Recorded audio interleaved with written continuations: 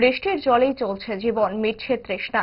Mandai RD ব্লকের আথক তুথাং এলাকায় গত ৪-৫ মাস ধরে তীব্র পানীয় জলের সংকটে ভুগছেন স্থানীয় গিরিবাসীরা।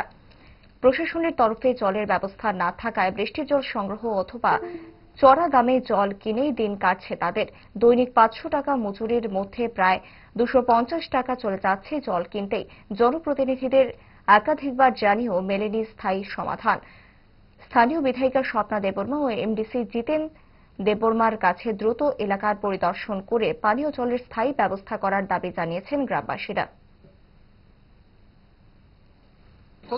কতদিন হয়েছে জলগুলো পাচ্ছেন আপনারা? জলগুলো পাইছি না প্রায় ৩-৪ মাস। ৪ মাস। আপনারা কোথায় থেকে জল পান করতেছেন?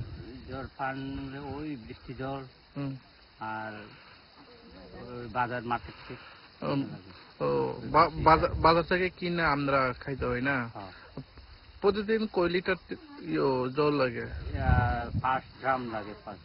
৫ ড্রাম ২০ লিটার করে। কত করে কিনতে? ৫০ টাকা। ৫০ টাকা করে।